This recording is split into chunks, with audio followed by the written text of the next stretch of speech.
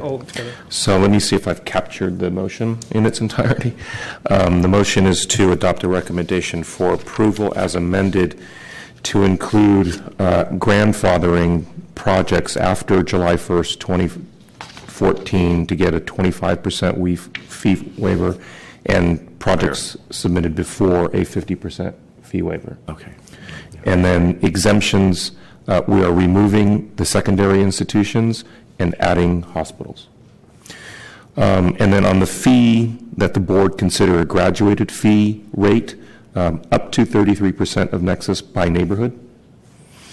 And that we'll be adding the Planning Commission to be able to request an updated fee analysis basically anytime. We're looking for 3 years. 3 years. Just say it's 3 years.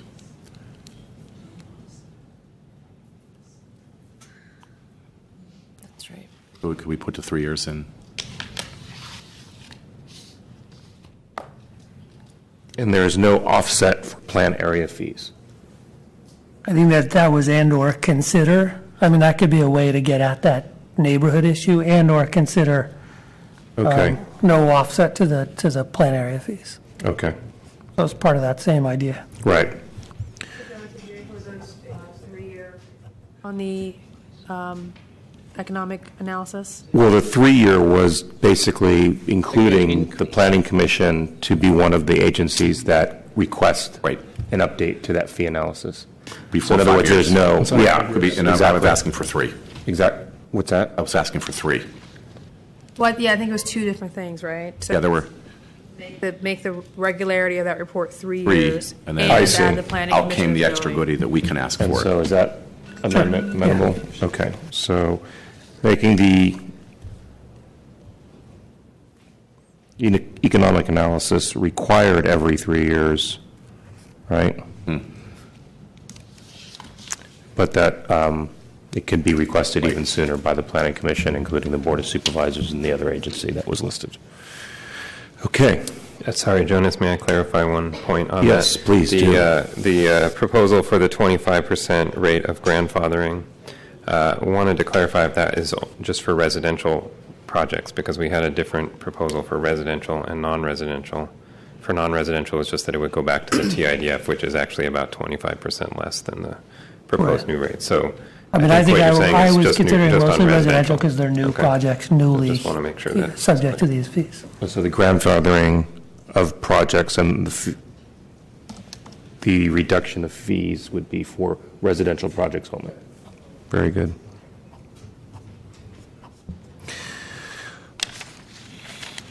Then on that motion, Commissioners, Commissioner Antonini. Aye. Commissioner Hillis. Aye. Commissioner Johnson. Aye. Commissioner Moore. Aye. Commissioner Richards. Aye. Commissioner Wu. Aye. And Commission President Fong. Aye. So moved, Commissioners. That motion passes unanimously, 7-0. Commissioners, the next item, Supervisor Wiener is here. He has changed his schedule around. I'll ask if you guys want to hear this item next. Kind of haven't had lunch yet. Okay. Commission will take a break.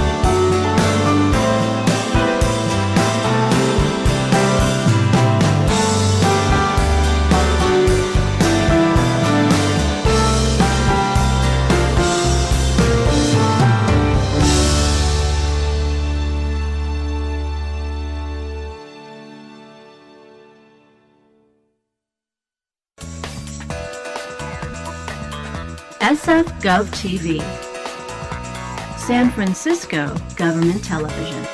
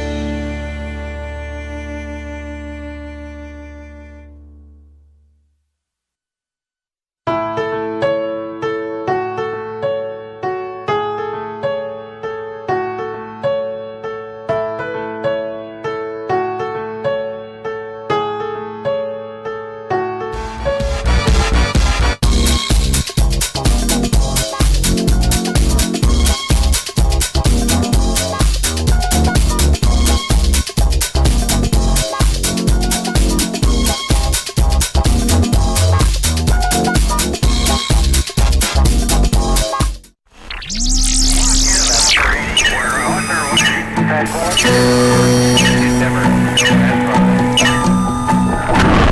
off with your local government at SF TV. On December 28, 1912, San Francisco Mayor Sonny Jim Rolfe stared into a sea of 50,000 of his constituents who had gathered at the intersection of Geary and Kearny. The throngs of San Franciscans had assembled to savor a moment in history, the birth of the first publicly owned transit system in a major American city, the San Francisco Municipal Railway, MUNI, as it would come to be known. Happy birthday, MUNI. Here's to the next 100 years. Hi, I'm San Francisco Public Defender Jeff Adachi. The criminal justice system is at a crossroads. Americans are confronting what's broken, demanding change, and most importantly, putting forth solutions. Please join me on Justice Matters. On each episode, our expert guests will take on the most pressing justice issues affecting San Franciscans today. We'll explore topics such as racial profiling, police body cameras, and sky-high bails. It's a necessary conversation because fairness matters, accountability matters, and justice matters.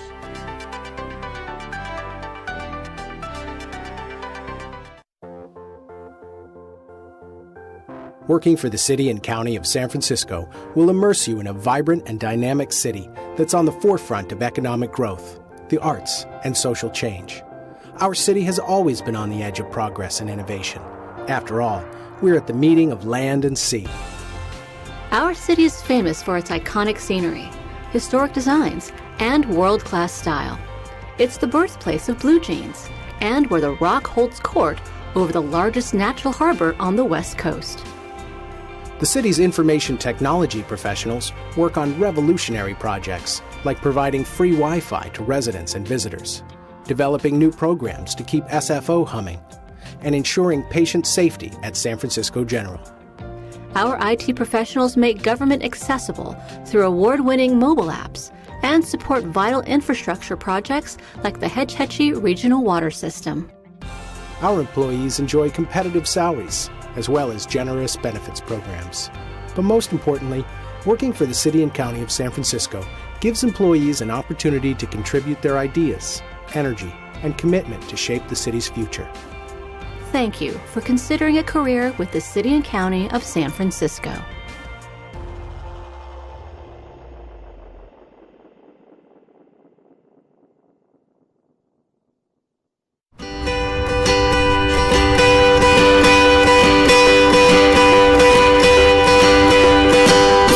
Hey Ashley, what's your favorite commission to watch? I'm into architecture, so I like to watch the Historic Preservation Commission.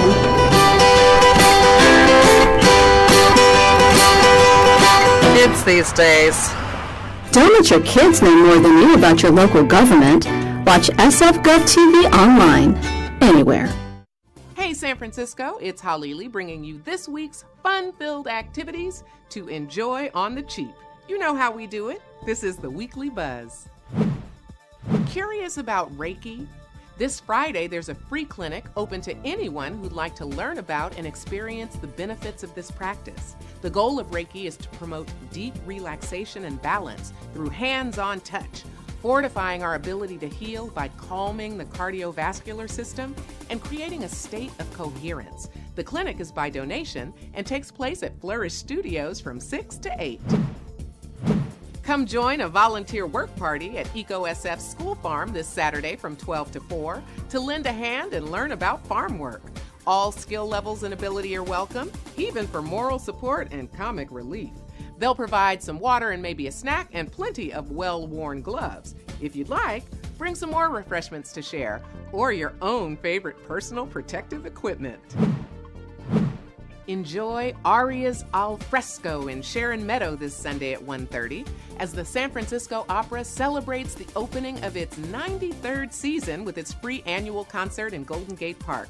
Pack a picnic and enjoy highlights from the opera's fall season featuring some of the opera's top singers accompanied by the acclaimed San Francisco Opera Orchestra. And that, my friends, is the Weekly Buzz. For more information on these events, visit us at sfgovtv.org and click on Weekly Buzz. And while you're on the web, check out our YouTube page and scroll through some of our original programs. They're good. Thanks so much for watching. Hi, everyone. I'm Patrick Odolini, Director of Earthquake Safety for the City and County of San Francisco. And today we're hosting the city's first ever Earthquake Retrofit Fair here at the historic Bill Graham Civic Auditorium. The point of today is to teach people about the new mandatory soft story retrofit ordinance and connect them with the services they need. Why don't we go inside and take a look? We can save thousands of lives by retrofitting soft-story buildings before the next earthquake. 60,000 San Franciscans live in vulnerable soft-story apartment buildings, and if these buildings are retrofitted, this allows people to shelter in place, sleep in their own beds, while repairs are proceeding and the city is recovering.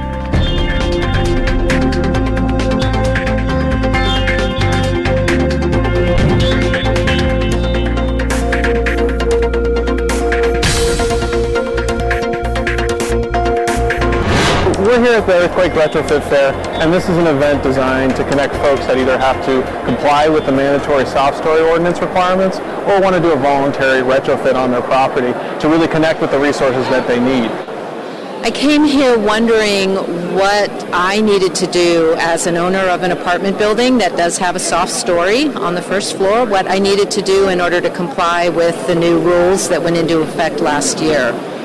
And after talking to some of the property owners, they said, hey, we want an event where this is all in one spot. We don't want to go to 10 different events, and we heard them. So the Department of Building Inspection sent out roughly 6,000 notices to property owners advising them of these new requirements. Every single one of those property owners also got a letter from us telling them about this event. But what we've noticed and what we try to be sensitive to is not everyone can attend an event. If you have it in the middle of the day, people want to come in the evening. If you have it in the evening, people want to come in the middle of the day. So this event spans the afternoon and the evening, and the idea to encompass all of this. Well, I'm excited to be here today at the Earthquake Retrofit Fair. It is amazing to see all those people here because we are faced with risk every day in San Francisco. And it's critical for us to be prepared, to respond, and to recover from disasters as quickly and efficiently as possible. I've been to a lot of city events and trade shows, expos. This one had a tremendous turnout.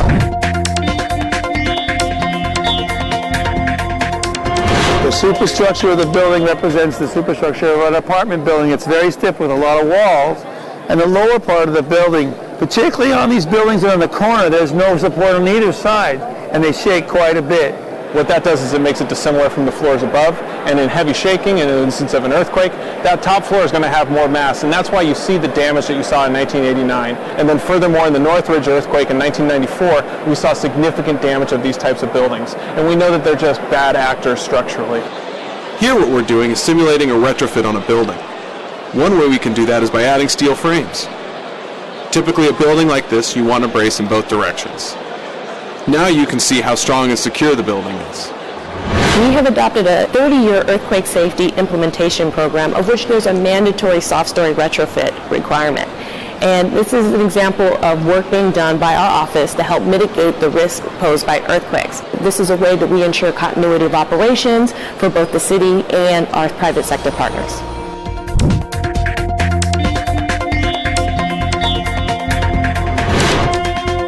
I had questions about what kind of professionals are involved in this. I want to start to put together a team of people to help me get through this.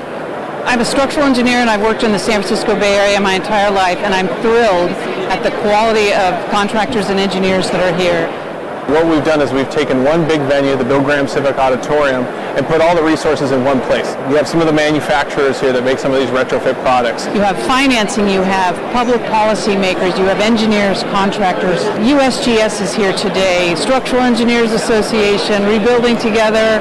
The Department of Building Inspections here, the Earthquake Safety Implementation Program, Office of the City Administrator, Department of the Environment, and a long list of other participating partners within our own city family. All of those bring one little piece of what is a broad community resiliency approach.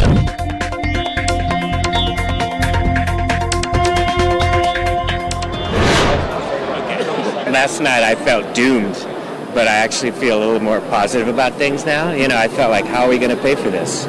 We didn't want to create one financing option because we know that in mandatory projects like this, a one-size-fits-all approach to financing does not work. We found some information about financing. I mean, there are definitely different options, and certainly for different types of property owners. So not only have we engaged over 20 private lenders that are here offering unique products for their own banks, we have a public financing option. So we've created a pool of buildings that will be able to apply for a Melrose-style tax district, which is a complicated way of saying that they'll be able to pay back their loan through their property taxes over the next 20 years. Now there are 3 options in front of us, one of which is a complete refinance, second of which is getting a loan specifically for the retrofit, and the third of which is enrolling in the PACE program through the city.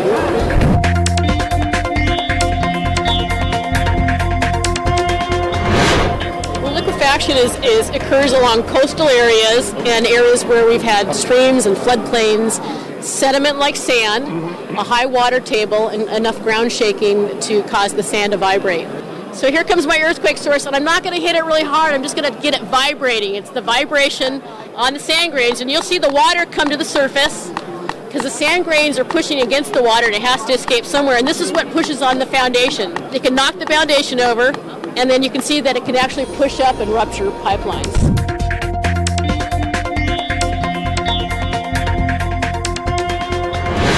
It is intimidating. I'm, just talking to people as a layman who needs help, like walk me through this, help me understand what I need to do. This is a difficult process for people to navigate, and because we are a very specialized group just focused on earthquakes, we've been able to case manage this and do a tremendous amount of outreach. So not only have we done some of the informational sessions that we've talked about, but we've also spoken at many different owner groups, many different community groups, all across the city over the last year. Outreach, like today's Earthquake Retrofit Fair, is really critical to the mandatory soft story retrofit program, as well as all earthquake mitigation programs in general. The city really has to get out into the community and help people understand what it is they have to do, how to do it, and also ways to finance it. In this way, the Earthquake Safety Implementation Program is really an advocate and a resource in the community. So why don't we go ahead and skip to the Q&A, because I imagine that's what most of you are here for anyway. For months, and for months to come, we have been holding workshops, presenting at community meetings, as well as reaching out face-to-face with property owners, tenants, tenant advocacy groups, and design professionals to help people understand what it is they need to do and how to do it. So some of you may be familiar with the Green Finance SF program that I mentioned earlier. If you'd like to learn more, please sign up on the sheet back there. But this is a different way to finance the project. This would allow you to actually have the loan issued to the property as opposed to the individual. So if you were to sell that property, the loan would be assumed by the new owner. And instead of making normal loan payments like you would on any other kind of standard loan, this is paid back through your property taxes and amortized over 20 years at a low rate. So this is a fantastic option. I'm in favor of the program. I think, obviously we're going to have an earthquake. It's just a question of when. Obviously, if we do this to the buildings, it improves it from a safety standpoint, also from an investment standpoint. And after a few minutes with folks, even if they don't agree with the idea and agree with the concept, they understand it. We've always talked about being able to do this. Now we're sort of being forced to do it, which is a good thing if we can find a way to pay for it. Yeah. They understand that not only is this protecting their property, studies have shown that every dollar spent on mitigation saves you $4 after the event. So not only is this truly protecting their investment, but it helps the overall resiliency of the city. And then we attach the floor to the shear wall with framing. It's the right thing to do. You can look at these soft story buildings and you see 3 rows of apartments on top of them, and it's built very much like the buildings that collapsed in the marina during the Loma Prieta earthquake. And you just shudder to think that your building could look like that. Now people are really getting educated here, especially today, on really, I need to get this done. I don't want to lose my building. And if people are able to shelter in place in their homes, it's keeping them in their homes, and it's recovering from the disaster faster than we otherwise would. And together we can work towards coming out the other side of a major disaster and kind of shaking ourselves off and getting up and rebuilding and making this community, bringing it back to what we absolutely love, why we live here.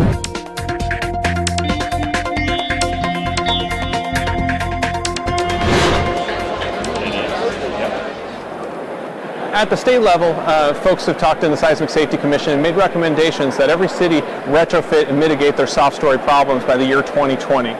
To my knowledge, no other jurisdiction of this size has tried to tackle this problem. And if you look at the ordinance and the timelines in the ordinance, we are set to have our program complete by 2020. They're ahead of their time, they're ahead of the rest of the state, they're leaders, And I think the quality of people that are here are because of that leadership. It's also spurred this great conversation statewide. Everyone's talking about how did San Francisco do it? And I can't stress this enough, is because it was rooted in the community. If we didn't have the community saying, us as San Francisco is concerned about earthquakes, us as San Franciscans are concerned about seismic risk, people...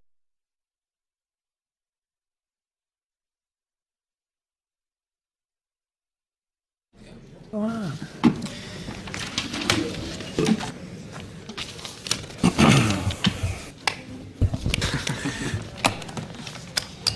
Are you ready? Yes. Nice box.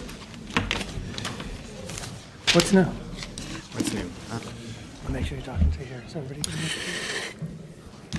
Good evening, Commissioners, and welcome back to the San Francisco Planning Commission regular hearing for September 10th, 2015. I'd like to remind members of the public that the Commission does not tolerate any disruption or outbursts of any kind. To please silence any mobile devices that may sound off during these proceedings. And when speaking before the Commission, if you care to, do state your name for the record. Commissioners, we left off under your regular calendar on item 10 for case number 2015-008150 PCA, notice to tenants of dwelling unit merger or demolition. This is a planning code amendment. Good afternoon, Commissioners. Diego Sanchez, Planning Department staff. Today I'm presenting an ordinance that would amend the Planning Code to require neighborhood notification pursuant to Planning Code sections 311 and 312 for proposals seeking to remove an unauthorized unit. However, before I continue, I'd like to provide Supervisor Wiener's office with time to present to you. Good afternoon, Commissioners. Andres Power here for Supervisor Scott Wiener. So recently it came to our office's attention that not every tenant is noticed if their building owner files for permits to demolish their unit. The current rules treat tenants differently so that, in other words, not everyone gets the same level of notice. A building owner can apply for a permit to demolish a unit without notifying an existing tenant if that unit is not on the city's official books. This gives the tenant little time to plan, to push back, to avail themselves of all the rights that they have. The building and planning codes require notice to existing tenants in a building for actions including unit demolition. But it turns out that there's a significant loophole in these requirements when it comes to units that may not be on the books. These units and the people living in them don't receive notice if a building owner intends to demolish that unit. In some cases, and including one that was recently considered by the Board of Permit Appeals, existing tenants have no notice that their unit is being removed. Without notice, these tenants have basically very little recourses to push back. This is unfair and unjust, and we must make sure that we continue to protect our existing tenants in their housing. In a highly unusual move a few months ago, the Board of Permit Appeals passed a resolution unanimously urging the Board of Supervisors to fix this loophole, and this legislation before you today does that. So I'll let Diego talk about the specifics, but in a nutshell, what this does is require notice of all tenants, whether or not the unit is on the books, of any action that would effectively remove the unit. So whether it's a standard unit demolition or through what oftentimes happens, doesn't even come to the planning department, permits through DBI, effective demolition by removing, one day the stove, the next day the bathroom. So essentially the unit's being taken off the books and it's a way to avoid planning scrutiny. So this legislation was also considered by the Building Inspection Commission back in, I think it was in June, and it was endorsed unanimously by that commission, and I would urge your support today too. Thank you. Thank you. Commissioners, the Planning Department broadly supports the intent of the ordinance, which is to ensure that all tenants residing in a building proposed for alteration receive adequate notice of proposed work, irrespective of whether they reside in a unit that's unauthorized. The amendments to the Planning Code result in a relatively minor procedural change to the existing notification procedures. The Department believes that these changes will be easily integrated into our existing procedures. However, the Department believes that some of the proposed amendments require modification for improved implementation. The first set of modifications, as outlined in your case report, would add language to sections 311 and 312 that help highlight the applicability of this new requirement.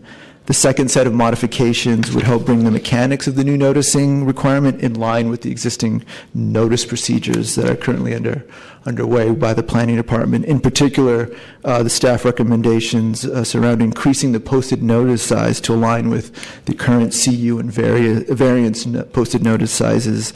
We recommend altering the proposed content of the new posted notice to align with the existing Section 311 and Section 312 content, but with some of the relevant added information as proposed by Supervisor Wiener's office. We recommend aligning the date that the posted notice is posted with the mailed notice. This happens with all other entitlements. And lastly, we recommend having the Planning Department cause the notice to occur, not the Zoning Administrator's office. And this is also similar to Section 311 and Section 312 notification processes. That concludes my presentation, and I'm available for questions. Thanks. Thank you. We'll open for public comment. Is there any public comment on this item? Okay, seeing none, public comment is closed. Commissioner Moore. Mr. Sanchez, could you please fill me in of who is responsible for posting?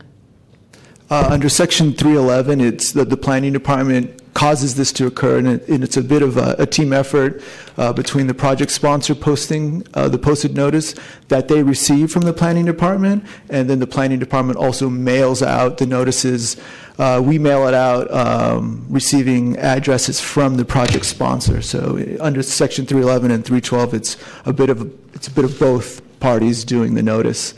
I'm glad that you are mentioning 3 languages, Spanish, Chinese, and Russian. Yeah. The city is more and more full of people of other languages as well, and I'm concerned that we might leave some of them out. As I walk through certain parts of town, there is a variety of much spoken, like Arabic-sounding languages, and I want to make sure that all of those people understand of what this is all about. And we might selectively, should we know that the building owner has people of other language backgrounds, that they are equally informed. Otherwise, I think we're creating an uncomfortable situation. Commissioner Antonini.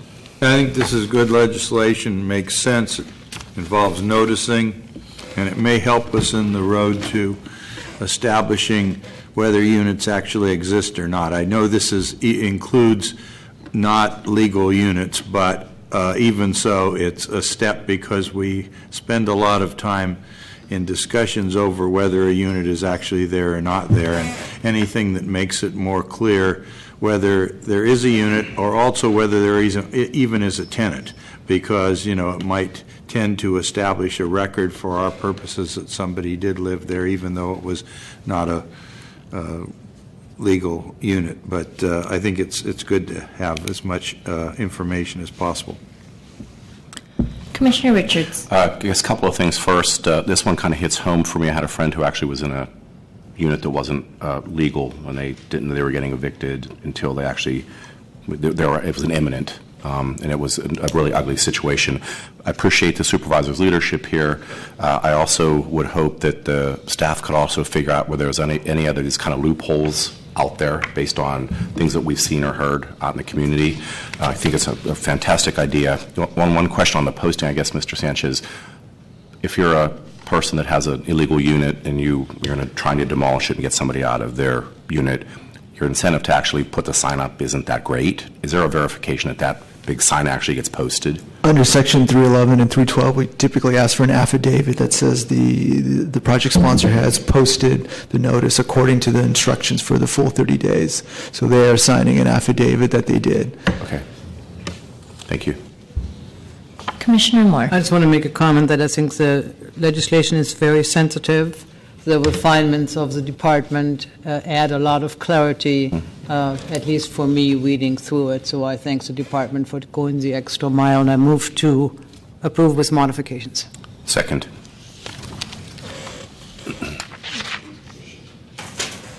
Commissioners, if there's nothing further, There's a motion that has been seconded to adopt a recommendation for approval with modifications on that motion. Commissioner Antonini? Aye. Commissioner Hillis? Aye. Commissioner Johnson? Aye. Commissioner Moore? Aye. Commissioner Richards? Aye. And Commission Chair Wu. Aye. So moved, Commissioners. That motion passes unanimously 6-0. Commissioners, it'll place you on item 11 for case number 2011.0108U at 45 Lansing Street. This is an in-kind agreement. Good afternoon, Commissioners. Kimia Haradan, Planning Department staff. The item before you is a waiver for portions of the Rincon Hill impact fees for 45 Lansing Street in exchange for an in-kind agreement with the sponsor to provide streetscape improvements. The improvements are drawn from the Rincon Hill Streetscape Plan for portions of a block on Harrison Street. The fee waiver is for $668,045 of the entire impact fees, which is $3.8 million. A brief background on in-kind agreements. Projects in adopted area plans are required to pay impact fees. Alternatively, projects can enter into an in-kind agreement with the city and provide, in exchange of that, provide streetscape improvements or infrastructure improvements for all or portions of their fees. The Rincon Hill Area Plan is unique in that it also includes a streetscape plan that proposes improvements for every block of the 10 blocks within the area plan boundary. The streetscape plan was drafted in 2007 and adopted very recently at this commission. The proposed in-kind agreement would implement the proposals of the Rincon Hill Streetscape Plan for this block on Harrison Street between Essex Street and to the west of the 45 Lansing property line. The improvements include widening the sidewalk on the northern part of Harrison Street, a bulb out at the intersection of Essex and First, as well as special paving, landscaping, and sidewalk furniture. The proposed improvements would enhance pedestrian safety, particularly at the intersection of Harrison Street and Essex Street, where the on-ramp into the I-80 poses pedestrian safety challenges. Pursuing this in-kind agreement would create an opportunity to capitalize on existing construction of an adjacent development to implement the public improvements proposed by the Rincon Hill Streetscape Plan. In the absence of this agreement, the streetscape improvements would not occur until 2017, when the Public Works has scheduled to start construction for improvements on the full stretch of Harrison Street in the Rincon Hill boundary. Staff recommends that the Commission approve this fee waiver, as it would provide necessary improvements proposed by the adopted Rincon Hill Streetscape Plan within a faster time frame. And I'd like to also acknowledge that the project sponsor is also here for any questions. Thanks. Thank you. So no project sponsor presentation on this, just availability for questions. Okay, thank you. So is there any public comment on this item? Seeing none, public comment is closed. Commissioner Johnson. Thank you. Just two quick questions. So the first one is the sort of philosophy behind this is that the streetscape improvements that are proposed by the developer pretty much are the same as, essentially the same as what the in-lieu fee would have been, or the fee would have been.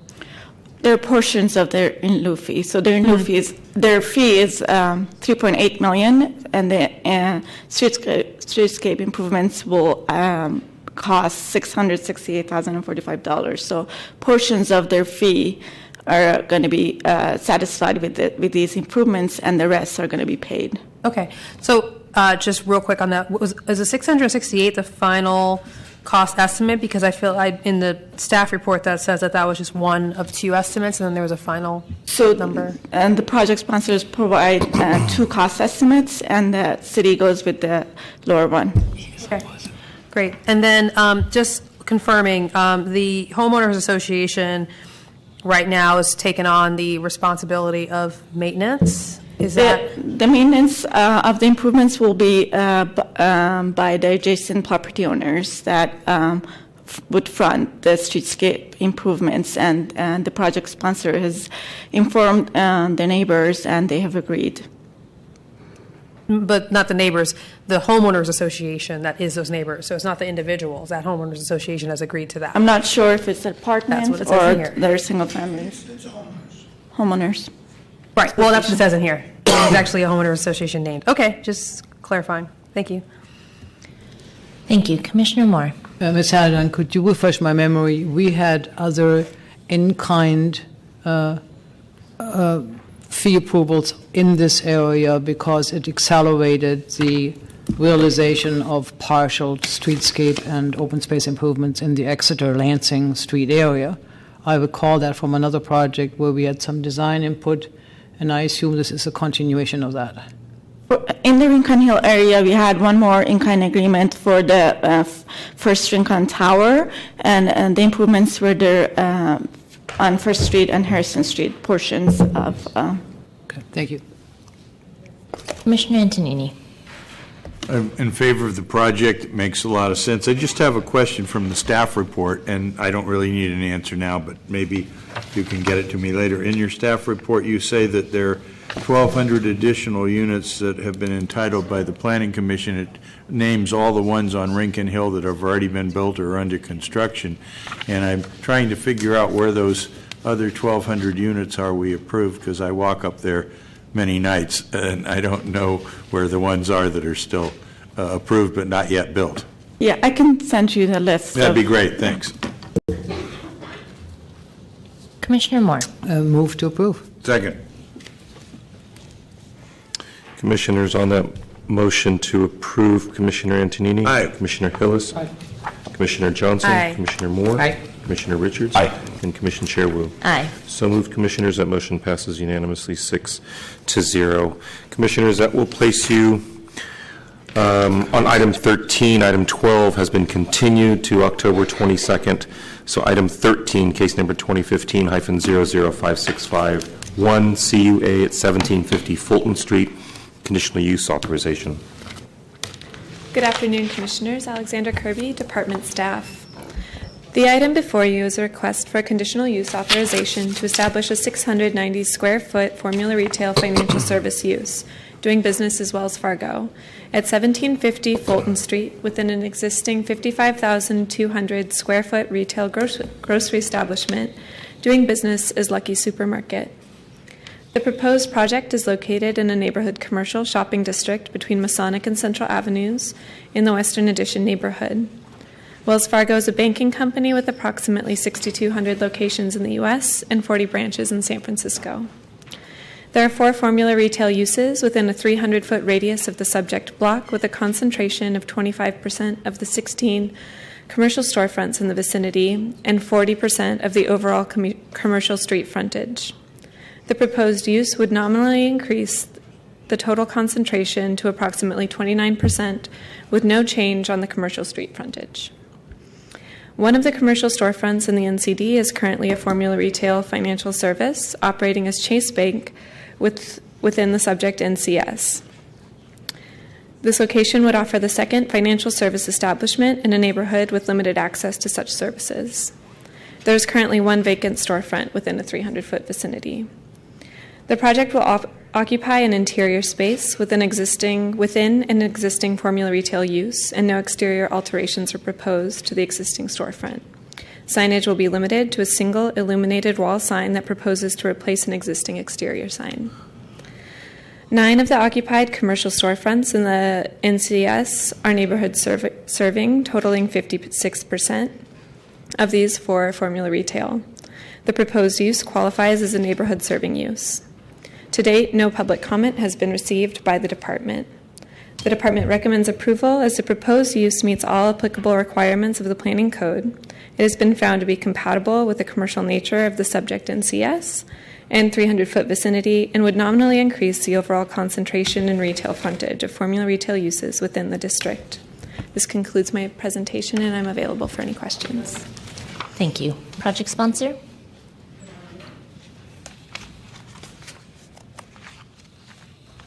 Good evening, Commissioners.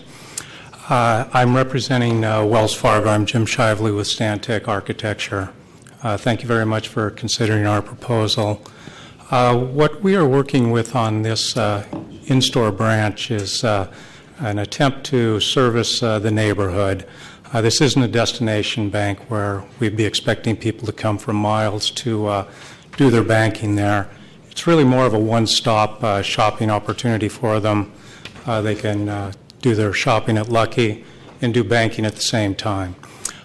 What our customers really like, and we have a tremendously loyal customer base in this neighborhood that would very much appreciate the Wells Fargo branch there. But what they enjoy about the in-store experience is the fact that it is a secure zone in the interior of the store. In the plan, you'll see that the two ATMs are immediately adjacent to the customer checkout stand, which is really important to them. And the other thing is it's just the one-stop shopping. So what we're trying to do is just better service an extremely loyal client base by providing this in-store service. If you've got any additional questions, I'm here to answer those. Thank you very much for your consideration. Thank you. We may have questions. First, we'll open up for public comment. Is there any public comment on this item? Seeing none, public comment is closed. Commissioner Antonini. Yeah, I think this is a good project. There's no Wells Fargo in the NOPA area, and, you know, I think it's a great service to the public. I bank at a number of different branches, different banks, and it's really nice to have them, more than one in the area. Even if, you know, you have another bank, it's nice to be able to go from one to the other one if you have transferring funds or doing business with the different branches, that banks that may have holdings of yours. So makes sense to me. I'd move to approve. Second. Commissioner Moore. I think there is a noticeable need for increased security. I think fewer people are using on-street ATM machines, and I observe it in my own neighborhood. People prefer to go inside when they can.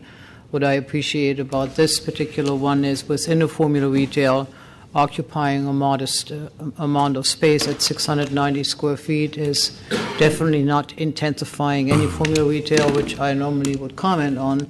So security, neighborhood service, and reasonably sized operation within a formula retail, I think, is definitely something I would support. Commissioners, there has been a motion that has been seconded to approve this matter with conditions on that motion. Commissioner Antonini? Aye. Commissioner Hillis? No. Commissioner Johnson? Aye. Commissioner Moore? Aye. Commissioner Richards? Aye. And Commissioner Chair Wu? Aye. So moved, Commissioners. That motion passes unanimously 5-0. Commissioners, that'll place you under our discretionary review calendar on item 14 for case number 2014-1079 DRP-03 at 1783 Noe Street. This is a publicly initiated discretionary review of 3 separate parties, so we'll have 3 separate 5-minute presentations from the DR requesters and then a combined 10-minute presentation from the project sponsor. And then each of the DR requesters will receive a 2-minute rebuttal, and the project sponsor will receive a 2-minute rebuttal. Before staff presentation, Commissioner Antonini. Thank you. I am a dentist, and one of the DR requesters is a patient of mine, and in the last 12 months, this patient has paid for dental services to my employer dentist, and I was paid for treating this particular patient, but the amount that I was paid is far below the threshold that the city attorney has set for me to recluse myself. So therefore, based upon advice from the city attorney, I will be able to participate. Good evening, Commission. Tina Chang, Planning Department staff. The items before you are a request for discretionary review of building permit application numbers 2014-0711, 1073 and 2014-0711, 1074, one for the demolition of the existing structure and the other for the new construction of the replacement structure. 3 public-initiated discretionary review requests were filed against the project, 2 for the replacement structure and 1 for the demolition of the existing structure, all by different members of the public. The project site is located on the west side of Noe Street, north of the Lately Street intersection in the Glen Park neighborhood, near the southern border of the Noe Valley neighborhood. The project falls within an RH1 zoning and 40X height and bulk district. The project is to demolish an existing 2-story single-family dwelling containing 4 bedrooms, 1 bathroom, and a 1-car garage, and to construct a new 35 foot, 3-story single-family dwelling containing 4 bedrooms, 4.5 bathrooms, and a 2-car garage.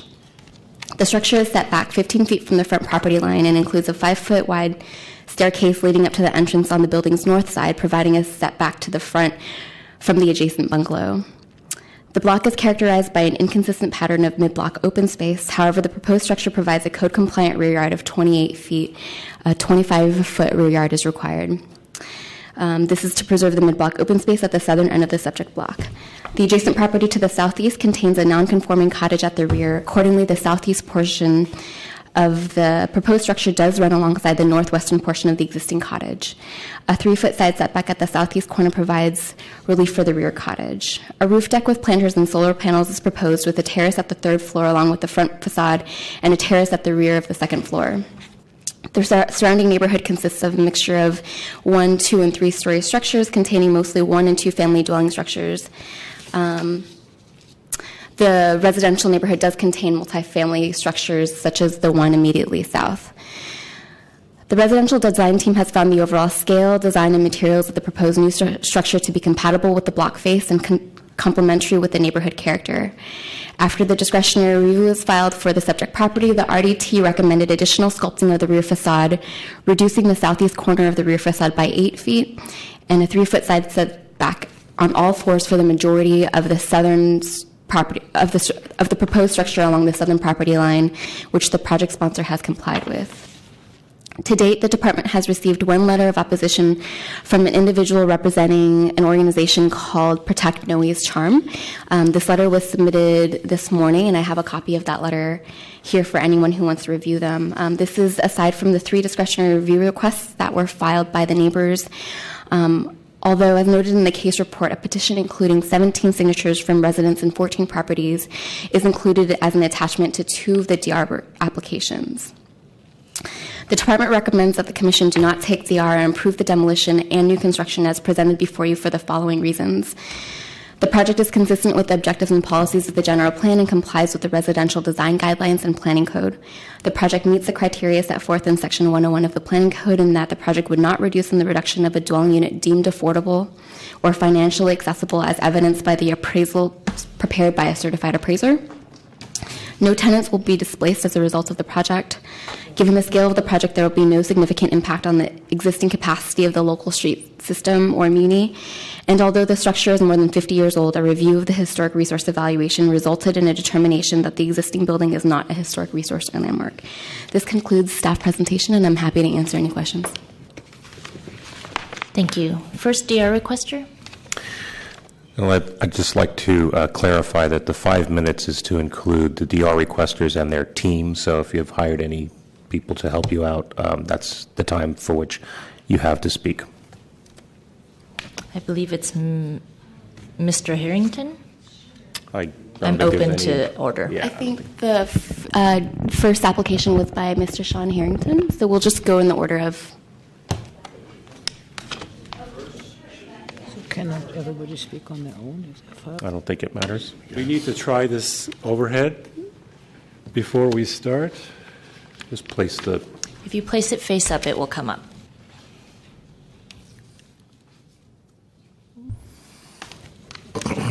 It's kind of blurry. Focused.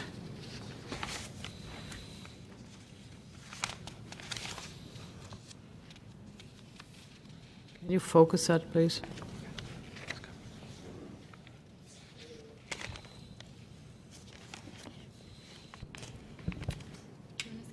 See, you started my 5 minutes, but we haven't even figured the overhead. Sir, we usually do start the 5 minutes. If you just want to speak, then staff can help you with the clarity. I shouldn't speak with this like this. Sir, your time is on. Okay. Commissioners, good evening. Thanks for waiting for us. My name is Ed Tantsev. I live in an 1,800 square feet house on 102 Laidley Street, corner Noe. Since '88, I'm the DR filer on the demolition. Under 317, as you all know, there's a mandatory DR requirement to demolish a single-family home. There are 16 criteria applicable to demolition, including affordability. If you allow demolition, affordability goes down to the tube. Does this project meet the 16 criteria? It does not. The speaker later would go into detail of the 16 criteria. So how do you avoid a mandatory DR? You look up the threshold values published by the planning department. Here it is. Hopefully it's in focus. The number is, the planning department published the threshold value for this property is $1.5 million as of March 5, 2014. There it is in the exhibit. It's dated March 5, 2014. A speaker later will go into more detail of the threshold values. So one submits an appraisal which exceeds this threshold. So the sponsor, which is an LLC, gets an appraisal for this property for $1.7 million, dated May 27, 2014. Appraisal essentially says the cottage is worth about $2,000 per square foot. This is a 900 square foot cottage if you don't count the basement. $2,000 square foot is the new record for this submittal.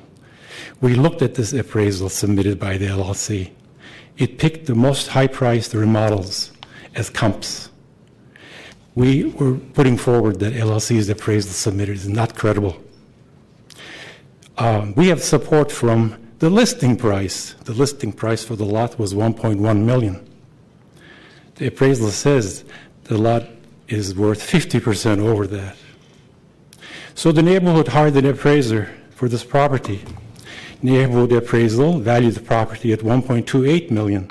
It's dated May 2015. I'm giving copies here for everybody of this appraisal that we obtained.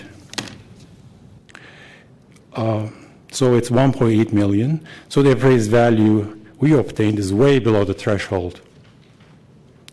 We contend the appraisal submitted by the LLC is not credible. Here's the figure. Here's the appraisal by Jones. Therefore, appraisal cannot be used to excuse this application from the 16 criteria applicable to a mandatory DR. We have over 30 households supporting our DR application for demolition. 30 households. Go ahead, put the picture. Picture, photo. We would welcome a remodel of this cottage, like all the other older homes on this block. These homes on this block of Noe are old. They're all remodeled, as you can see from this photo.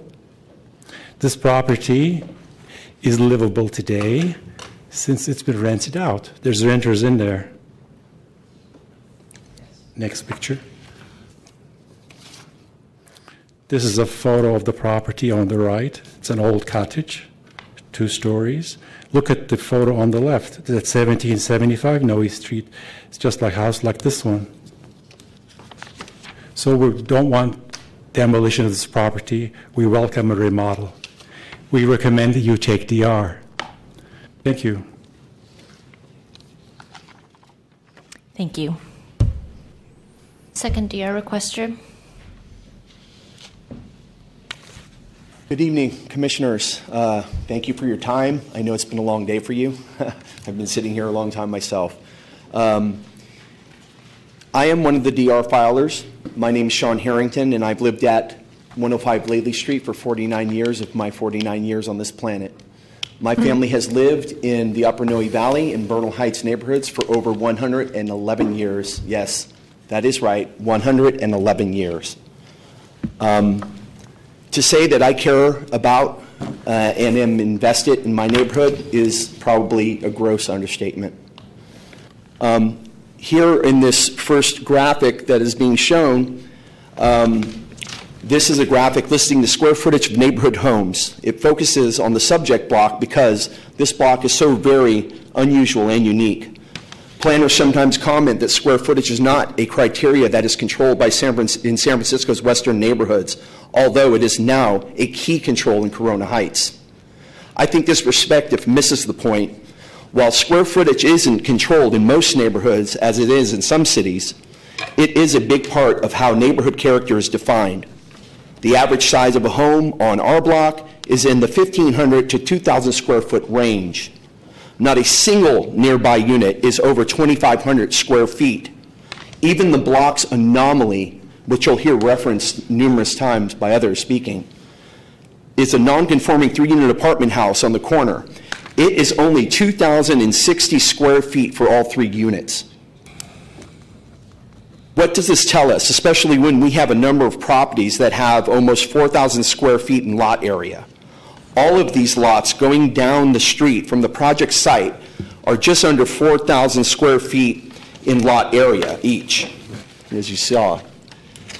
For one thing, it tells us that open areas on this block are important. In fact, they are one of the defining characteristics of this block. Many homes, just like the subject lot, have open space all around them. These front yards and side yards, especially the side yards, visually connect the street to the green space of the interior block.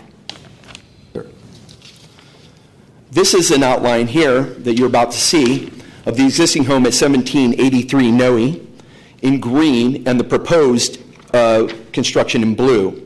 In essence, the new structure takes away those aspects of the lot that contribute to the block as a whole. So one might ask, what is gained by this loss of character to the neighborhood? The answer simply, massive interior square footage for the benefit solely of the property sales price for LLC owners. Or, the size of the existing home also tells us that homes can and should step down with the terrain in a way that allows all homes to share in proximity to light, air, and open space. The size of the proposed building tells us that the value of interior square footage for LLC owners trumps the gentle slopes, the open side yards, and respect for privacy and light to neighbors. This graphic we did outlines in blue an expected height and width of a building on this lot if it were to transition between the 3-unit non-conforming apartment building and the smaller home to the north. It is important to note that the 3-unit apartment building on the right, a true anomaly on this block, as I explained previous, is a corner building which one would expect to be larger in massing, height, depth, and width than its corner non-conforming use. This should not be the case. The new building should transition in all dimensions to the building next down the street. That smaller home is very representative of the other homes on the block. Last. I want to leave you with this last graphic. The building in red outline is the proposed project. The green outline to the left is my house. The green outline to the right is one of the other DR filers' homes. This is the sponsor's own elevation, but colored so you can see, can see the massive difference in scale. Some projects that come before you can be improved with simple tinkering, with modest setbacks in detail and changes in material that can make a project work for a developer and neighborhood. This is not one of them. This proposal is so massively out of scale and out of character and is situated so inappropriately on its lot that the design cannot be fixed with mere tinkering. It is 500% increase over the existing building and 300% increase over the average size home in our neighborhood, and it blatantly disregards privacy impacts to me and my neighbors, and tinkering is just not going to be acceptable. We request that you take DR on this project. We ask you to disapprove both of the applications for the demolition and the new construction, and help us to work with this sponsor and the architect. Thank you. Third DR requester? That's me. I assume Mr. Rizzoli. My name is David Rizzoli. I own and reside at the 2 residences at 74 and 74A Harper Street, along with adult sons Zachary, Max, and daughter Samantha. I purchased this property in 1983, and my family has lived in one or both of these residences ever since. The proposed design of the new residence at 1783 Noe Street is extremely large and out of scale with the neighborhood. It extends the tall bulk of the existing apartment building another 40 feet to the north It carries its three-story bulk eastward towards the residence at 72 Harper Street and along the north side of my cottage, dwarfing it. The proposed design imposes the bulk of the proposed design imposes an inappropriate character for the neighborhood. We support the comments of the community explained in the two other applications for discretionary review. Our request for discretionary review relates to the physical impacts of the proposed 1783 Noe Street residence will have on our cottage at 74A Harper Street that, in my opinion, are not reasonable. The design of the proposed new residence has direct physical impact on our cottage and imposes a San Francisco Building Code violation. This cottage was constructed in 1908 after the 1906 earthquake and fire. The north wall of the cottage was built a few inches. Show this one first. And then go to this one. Let go.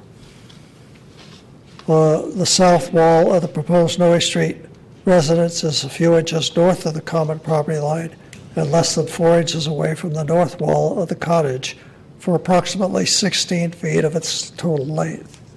This wall will cover nearly half the living room window and the entirety of the windows for the stair leading to the basement and a small window to the basement level, as illustrated in the architect's drawings.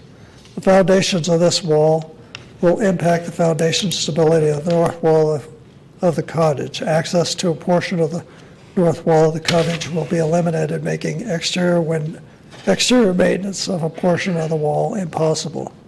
The building code regulations require natural ventilation and light for the exterior occupied rooms and residences. The south wall of the proposed 1783 Noe Street design reduces the natural light to the living room to 8 square feet, which is less than the 9+ square feet required by the building code. This wall also eliminates all natural light and ventilation to the stair, or the stair to the basement, and half the natural light to the basement. Note the windows on the north wall of the cottage are along the common property line with 1783 Noe Street. This is not in compliance with the current planning code or building code, but because the cottage was constructed in 1908, long before either code existed, the windows are allowed to remain but not be altered. The proximity of 1783 Noe Street proposed south wall foundation excavation to the 74A Harper Cottage wall, north wall foundation violates the area of influence of the gravity loading on soils that support this foundation. The present condition of the existing foundation is somewhat tenuous, and disruption of soil on the north side will most likely lead to failure of the cottage north wall foundation, and stability of the cottage structure would be compromised, and occupancy of the cottage may not be possible. This would be catastrophic for our family. Drawings attached to our submission for discretionary review illustrate minimal modifications to the proposed design that will reduce but not eliminate the risk of potential foundation failure at the cottage, retain existing natural light and ventilation to the cottage living room, thus not imposing a building code violation. Retain some natural light and ventilation for the stair to the basement level. Retain the existing light to the basement level. Allow adequate space for maintenance of the north wall, windows and gutters, and so forth, and may alleviate potential building department requirements for fire-rated construction of the south wall of proposed Noe Street residence. Thank you. Thank you. Attention. Okay, now we'll open for members of the public who are not part of the DR teams. Anyone supporting the GR?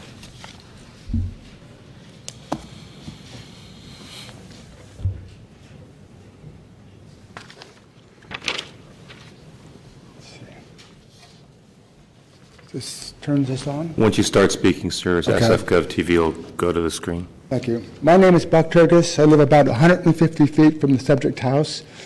And I've lived within one block of the proposed house for 73 years. My family has lived in the area for over a century. I want to elaborate a little bit about the issue of affordability. As you know, a mandatory DR is required when the selling price of a house is less than the dollar value of a single-family household at the 80% level, which is given at, in this case, $1.5 billion. And this figure is dramatically outdated. It should be about $1.8 billion today, and can't possibly reflect what it's legally supposed to reflect. The proposed demolition doesn't meet the required quantitative thresholds. There was a major shift occurring in San Francisco that is changing the nature of the western neighborhoods, one monster home at a time. San Francisco is undergoing a substantial shift from a city that has historically provided principal residences and workplaces to every segment of the population, all economic strata, all races, all professions, with a liberal representation of artists, musicians, public school teachers, and not-for-profit employees who support the arts, the disabled, and the poor. So this is a graphic about income disparity. In this graphic, you first saw it at a hearing on 2224 Ward Street, one of the projects that led to the recently adopted Corona Heights interim controls. It demonstrates the sad fact that income disparity between earners in San Francisco widened more in our city than in any other city in the country between 2007 and 2012. And when we allow the demolition of a perfectly sound home of a smaller modest size to make way for a monster house, we're actively promoting the rise of home prices and the loss of relative affordability. And it is a sad but true that at this point, all we have left in many neighborhoods is relative affordability.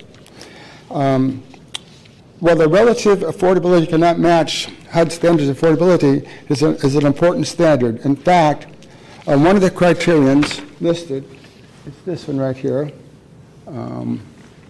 is whether the project protects the relative affordability of existing houses. And this is, it does obviously does not do that. So it is quite obviously why the sponsor wants a ruling that prevents that criterion from being mentioned. Okay, thank you. Thank you.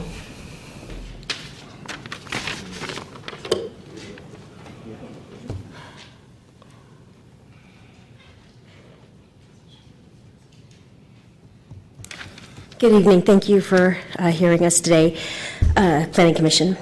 My name is Yvette Harrington. I'm actually reading a letter from Scott Chandler, who lives at 1775 Noe Street. He was not able to make it today. Ladies and gentlemen of the Commission, my name is Scott Chandler. I've lived next to the subject property since 1981. As much as I want to be here in person to speak in opposition to this project, my work is such that I could not get away to attend. My job makes it difficult to take time off at will. I know other neighbors are also unable to speak here in person, but I wanted to make sure I spoke out to counter the battery of attorneys, architects, and LLCs that seem to think this building is a good idea. Others will document the huge number of problems with the design, the misrepresentations by the sponsors, and the fact that the development is completely and utterly out of size and character with a neighborhood that has existed for a better part of 100 years. I have only lived here about a third of that time, and I have seen many changes, but none so obtuse and inappropriate as the proposed investment property. I support all 3 DR applications regarding this project, but I have a few comments specifically about Code Section 317 and the demolition of the house. Not only is this demolition unnecessary, the property does not come close to meeting the requirements of Code Section 317 regarding the demolition of housing. The developers are using every trick possible to free their project from the level of review that triggers careful and legitimate oversight of their proposed building. Here's graphic 1.317, which shows the standards. This is a listing of all the criteria that are applied to the demolition of every single-family home that is valued below the threshold that triggers review. There are 16 standards. The project does not meet 10 of those 16, including every standard on the list that deals with affordability. The 10 that fail are shown in bold.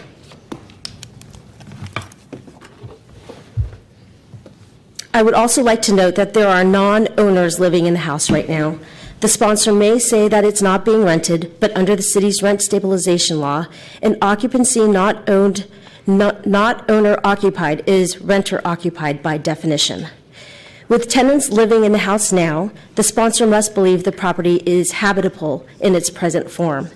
If so, why would the LLC owner want to demolish it? With the demolition of this home, we would be losing affordable housing and small-size rental housing, which is not being built by developers today. In this property, it already exists in structure that is in scale and character with the neighborhood. I urge the Commission to deny the permit asking to demolish affordable housing in a neighborhood that has so little of it. Thank you. Thank you. Next speaker.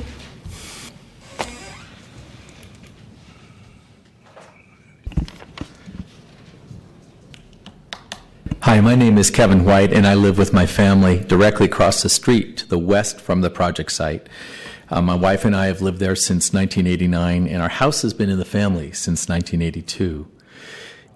Honestly, this project, as proposed, is going to block light and our view east that we've enjoyed for decades. Instead, we're going to see a 5,000 square foot mansion totally out of character with the other houses on Noe Street, most of which are around 2,000 square feet or less.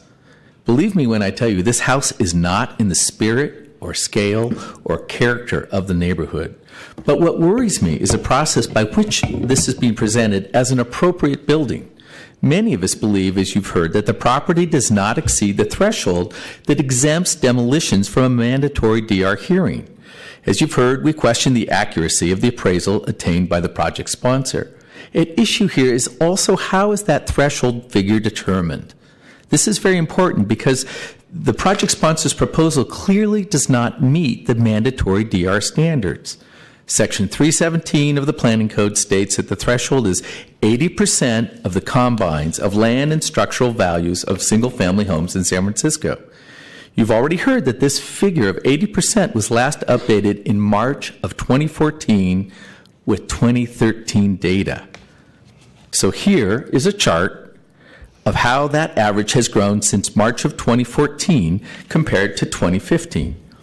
It used to be here, and now it's here. I think we can all, well, actually, here, I have to go, it's off the charts, literally. I think we all know that the prices have grown significantly. I know that the zoning administrator's difficult job is to update this number periodically to reflect an accurate 80% valuation so that the legislative standard can be implemented. But I ask, why can't this be updated more frequently in a manner that it actually reflects current values and gives us the data to make fair determinations? That way, projects like this would get a thoughtful review and could not skirt mandatory DR standards. The last time the figure was changed, it was applied to projects in the pipeline. I ask you to please update the threshold figure with current data and apply it to this project. Thank you. Thank you. Any additional public comment?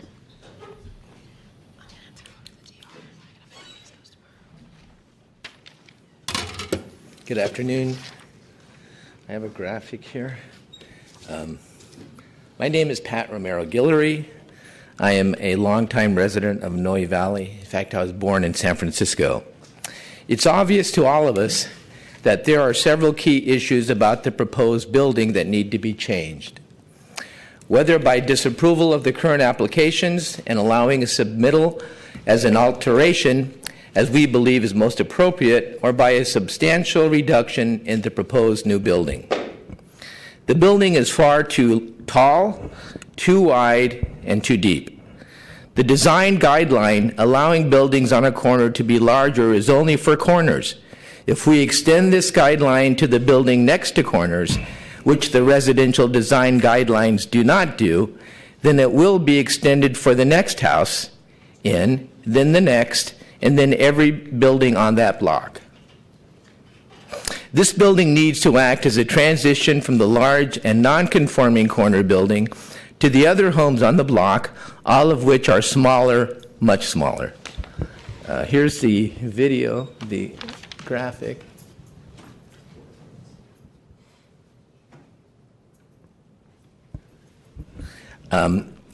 We propose a 4-point plan. First, the top floor needs to be removed or lowered, set back from all elevations substantially with interior height not to exceed 30 feet, which may be accomplished by some small 2 or 3 foot excavation on the first level.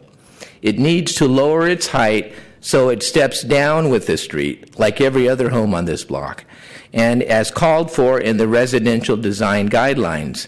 Topography is one of the design foundations of the city of Hills. Second, open side yards must be retained, perhaps 10 feet of width on the south side where the existing south side yard is now, 16 feet wide, or a minimum 5-foot setback along the entire south side property line. On the north side, the existing building abuts the property line, but is not nearly as tall or as deep as the proposed building. We believe there should be an open side of the yard of 5 feet at all levels, behind the proposed side entry, and a further setback for upper floors. As proposed earlier, these side yards and the large lots on Noe are part of what is so special about this block. As you walk up the street, it feels like one of a garden, with trees and large plantings between buildings as well as in front of them.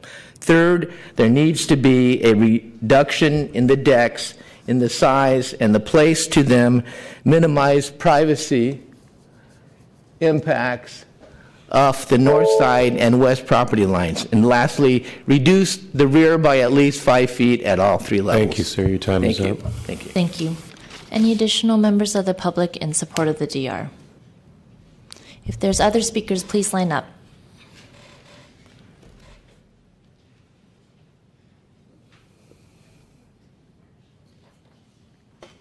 Is the camera on? Yes. Yes. Once you start speaking, SFGov will go to the camera. Well, I don't want to lose my time. Good afternoon, Commissioners. My name is Rose Roskilly, and I've lived in this neighborhood for 40 years. There it is. The graphic, well, first I'd like to present a petition signed by 29 neighbors. The graphic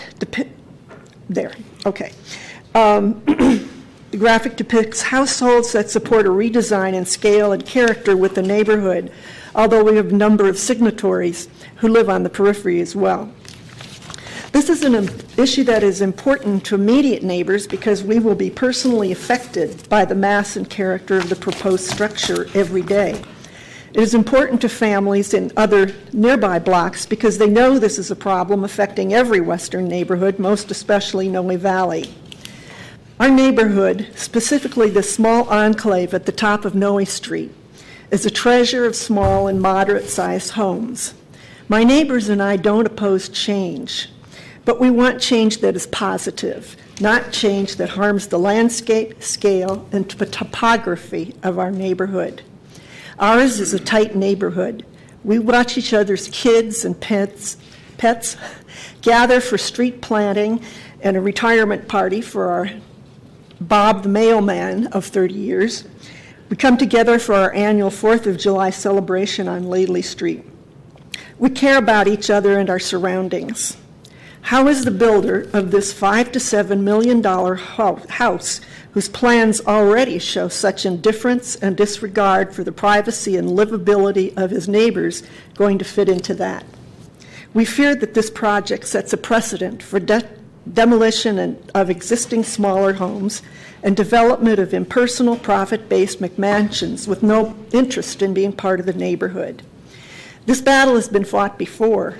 Several years ago, I participated in a discretionary review on the same issue. In that case, the outside's out-of-character house was rejected by the Planning Commission. Please reject this plan and help us keep our neighborhood the healthy, dynamic treasure that it is. Thank you. Thank you. Next speaker.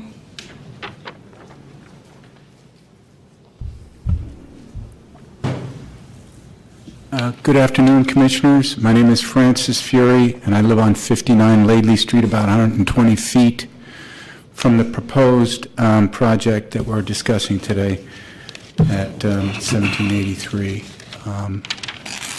I'm a 40-year resident of the neighborhood. The last 31 years at 59 Laidley Street.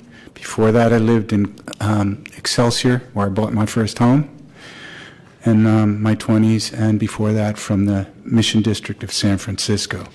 My wife and I have 3 boys. We were born and raised in San Francisco, went to San Francisco public schools. 2 of them are teachers at high schools, one of them a teacher at Lowell, where he attended as a student some 20 years ago. I would like to strongly support the DR for the neighborhood that's being presented to you. And I think you all are aware of the issues that I'm not going to go into the particularities of the DR. They've already been addressed, but I would like to go talk a little bit about the issues that you are, I'm sure, aware that faced all San Francisco families. And I'm sure that you have a commitment, as I do, to making San Francisco as livable and affordable as possible for the next generation of San Franciscos. That said, I wonder about the commitment of the current applicants who mean to develop the property in 1783 Noe Street, a house that longtime residents of the neighborhood have often referred to as the Brat House. The developers mean to demolish the house, a part of the history of this neighborhood, and build a 3-story, maxed-out, square-foot mega mansion, a behemoth home that, when finished, will hold triple the square footage of the average home size on the 1700 block of Noe Street. It will go far to destroy the character. If approved, this project will go far to destroy the character of a neighborhood which has been written up in the Chronicle, San Francisco Magazine, and the online version of the New York Times, referring to it as a quirky mix of earthquake shacks, unique modern homes, and modest cottages anchored by a 19th century mansion reputed to be owned by one of San Francisco's most economically successful madams in the Barbary Coast era. I'd just like to point out that I do support, I'm not against redos or refurbishments of the homes in the neighborhood. This is the first time I've ever spoken before you as regards a project. But I would like to note that if this project is built, it will be out of scale, out of character, and completely out of sync with the neighborhood that we currently live in and cherish. Thank you very much. Thank you. Any additional public commenters?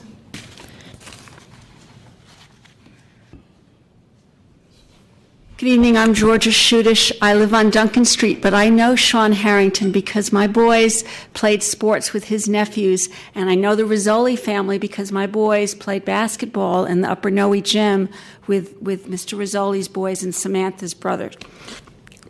I'm here because I did not read the Planning Commission agenda on Friday like I usually do. I forgot about it. And I read Socket Site last night, and I saw Monster Home in Noe Valley, Upper Noe Valley, Glen Park. It's all the same. It's one neighborhood. There is really a PNC. Mr. Petrovsky's letter was written to you last night at 10 o'clock. His email, I hope you got it. There are 200 people. I am a member. I've been to 2 meetings. They're percolating out there. I think it's interesting that the house that they want to demolish is 4 bedrooms. And this house that's being built is 4 bedrooms, but it's 4 bedrooms on steroids. And I think that the whole issue of the affordability number is really interesting. The number is probably due to go up, and that's something to be looked at. The comparables that were put in there, the appraisal, it's interesting. One of them I showed you earlier, that's the one up on Chavez Street. That's now got that big new facade. And the other one is a comparable on 28th Street. And they are remodeling it and they're just going within the footprint. But I have another couple questions that I'd like to ask. One's about the slope. I've stood for years at Noe and 30th when my boys were at the school bus stop, and that seems like that should be a greater than 20% slope. I didn't see anything about that. I question that. But my other question, my biggest question, is about zoning bulletin number 5, side yards. Ms. Knight, in her brief, made a big deal out about the 40-foot wide lot. This is a 40-foot wide lot in an R1. If I'm not mistaken, and this is a question I have for all of you, and I don't see anybody here, so no, the ghost of Mr. Sanchez will have to rise up. It says, for lots with a width of 40 feet or more, but less than 50 feet, 2 side yards each of 4 feet.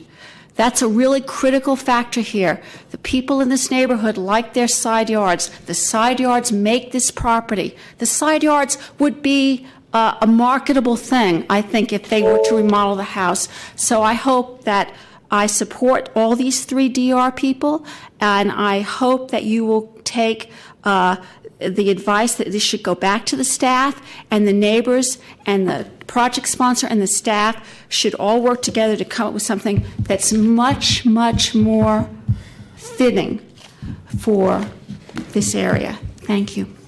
Thank you. Okay, project sponsor, your team has 10 minutes.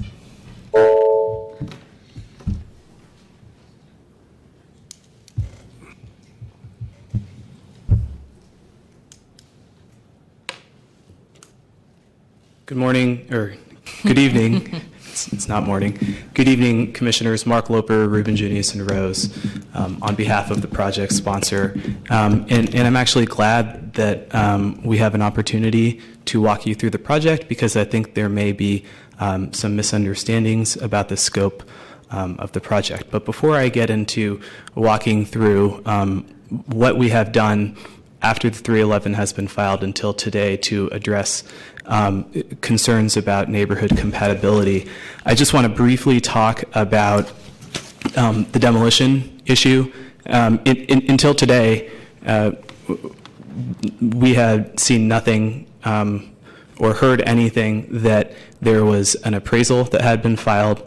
The appraisal that is at issue here that was attached to our response brief was filed or was done in 2014, and the building permit was filed, the demolition permit was filed about a month later. So when you're looking at that graph, you should probably be looking, if you're to take that as an accurate representation of the affordability threshold, you should be looking at it now, because the way that the code works is what we're talking about is what was the affordability threshold at the time that the demolition permit was filed. And we haven't had a chance to look at this new appraisal. It has to be done by a qualified appraiser. We're not really sure who did it. The DR brief itself had Zillow printouts, and in fact, the Zillow printout for the Home Now is above the 80% affordability threshold. So now I just want to walk you briefly through the design development of the property and talk about the changes that have been made since the DR requests were filed. And I think that this is important because it looked like from the graphics that some of the DR requesters provided, it looked like they are still looking at a building that is larger than what has currently been proposed. So there have been 5 major design development changes. There is now a 3-foot setback on all floors that extends for the majority of the southern property line. So that's the property line shared by Mr. Rizzoli, who owns the cottage, and Mr. Harrington, who is uphill. There has also been on the second story in the southeast corner of the rear facade, which is also facing both of those DR requesters, there's been a notch mass reduction that was implemented to allow light and air to come both into Mr. Rizzoli's rear cottage and also into the backyard of Mr. Harrington. The third change is that there was a stairway that was outdoor and that was on the southern upper part of the property that was leading to the roof deck. That stairwell has now been moved to the interior. There's no penthouse, and there is a sliding door to get on to the rooftop deck. And the idea behind that is to further reduce the amount of building mass that is near the southern uphill property line. In terms of the front setback, you heard a few members of the public come and talk about the building design on the front. There's a 5-foot setback on the northwest corner of the front facade on the second story, and the third story has been set back as well by an additional 5 feet. And I just want to run through about 4 graphics that will represent this. They were included in our DR packet. So this is a view looking north, and you can see here there's a 3-foot setback starting right here. This is Mr. Harrington's property, and this is Mr. Rizzoli's property. You can also see that the roof, the stairwell has been removed, and that there's a significant notch feature in the southwest corner. This is just another view of the same changes that have been made, where you can see more clearly the extent of the notch on the second story, and also the 3-foot setback and the stairwell that has been moved to the inside. Right, in case it wasn't clear, the yellow is what's been removed. And so now we're looking at the front of the building, and you can see right here the first setback, which starts at the second story, which is designed to benefit the property that's downsloping. And then you can also see on the third floor a 5-foot setback across the entirety of the building. And so now I just want to move briefly on to talking about this idea of scale and compatibility. I think that there's been some misunderstandings. A lot of what you heard was that this building was 5,000 square feet or 5,500 square feet. It's actually less than 4,500 square feet.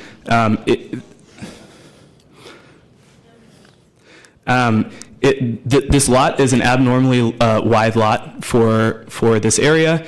Most lots, as you are aware, in San Francisco are 25-foot wide lots. This is a 40-foot wide lot.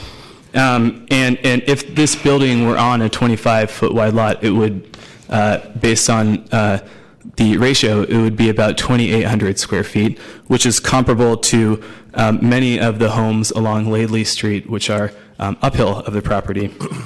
I'd also like to point out that the building's lot coverage is only 50%, which is roughly comparable to 2 of the 3 DR requesters. And the top floor, the third floor, which is, the building has a reverse floor plan, which means that the second floor has all the bedrooms and the third floor has the kitchen and living space. That third floor only occupies about 32% of the total size of the property lot. The project is completely code compliant. We're not asking for any variances. That includes a front and a rear setback. In fact, the rear yard is larger than would otherwise be required. And the project also complies with the relevant design guidelines. And so I just want to walk through some of those very quickly, because I just think that there was maybe some misinformation about what the design guidelines call for. So I think it's important to walk through these. The first one, and I think it's the most important, if I could get the overhead, is rear yard cottage, because this is directly applicable to some of the comments that Mr. Rizzoli had. And as you can see in the image here, the residential design guidelines recognize that when there's a rear cottage, the design of a building needs to respect that rear cottage. And what it asks for is a side setback, which is exactly what we're providing. And We are also providing an additional notch on the second story, which allows light and air to access into this area, and we moved the deck the stairwell leading into the deck inside to address the issues with the rear cottage. The guidelines also talk about light, and the guidelines understand that in developed areas, access to light can be affected by new development. And the guidelines also suggest some features that would minimize those impacts. Those include, and this is going to sound familiar, upper floor setbacks, shared light wells, open railings, and a fire-rated roof, all of which are incorporated into the new project design.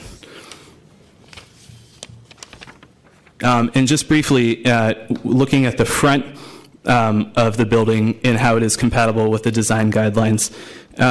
For front setbacks, they should transition between the heights of adjacent buildings, which we do here. I'm sorry, not the heights, the setback of the adjacent buildings. The building to the south, which is uphill, it has no setback, and the building to the north, which is downhill, has about a 38-foot setback, and we are set back at 15 feet. Building scale, which is what I was talking about, was that taller buildings can be designed to address building depth, which we do here. There are features and articulations that are incorporated into the front design that are meant to transition between the larger building to the south and the smaller building to the north. Thank you for your time. Thank you. Are there any members of the public in support of the project sponsor? Okay, we'll move on to rebuttals. Each DR requester has a 2-minute rebuttal.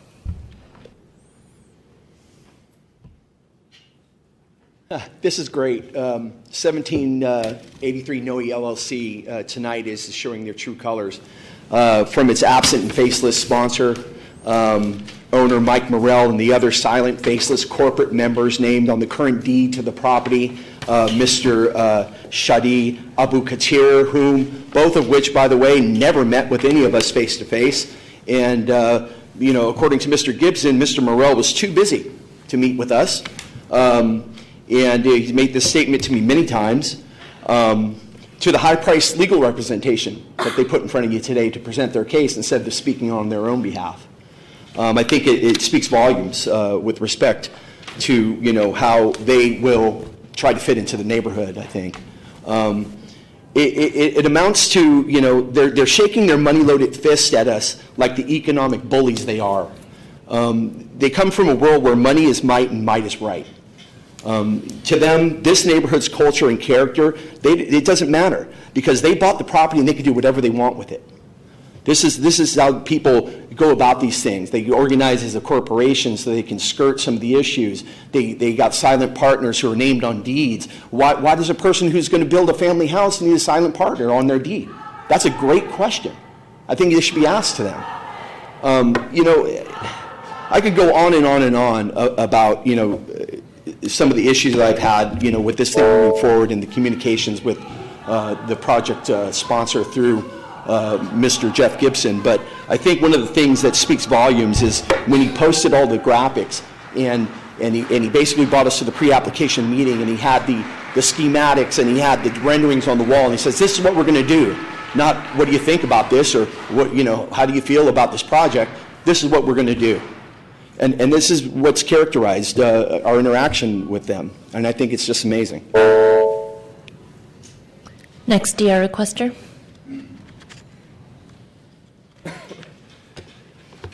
Again, Ed Townsend, 102 Lately Street, corner Noe. Commissioners, just a couple of responses. Apartment building to the right of the project is 3 units, but it's 2,200 square feet for all 3 units. So I think I should point that out. The Lately houses, the attorney is talking about 4,000 square foot houses, are all built up against the hill. They don't block people's light and air. If you look at the renderings, this house is humongous. That's what I would look at, just the renderings tell you the story. You took the top floor off 437 Duncan Street, August last year. Similar project here. You took the whole top floor off, and you voted majority, and I watched the video. So I want to remind you of what happened in Duncan, 437 Duncan, August 2014. It was a monster house proposed, similar to this. You took the entire top floor off. I was very impressed. As you can see today, they have no support from anybody.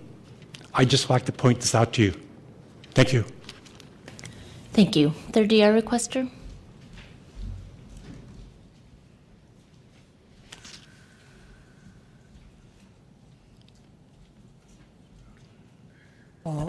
Dave Rizzoli again. I'm not sure exactly what they're proposing, but in my discretionary review submittal, I had made some modifications to their drawings that would minimize the risk for foundation failure and eliminate the code violation for natural light into my living room. This is what I proposed for the first floor. If you look at the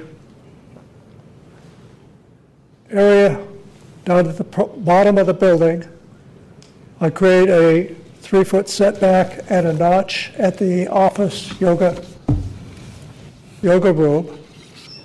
On the floor above, that 3-foot setback and a notch out of the master bedroom terrace. And at the top floor, another 3-foot setback, and it indicates that would just extend all the way across with a 3-foot setback in the terrace below.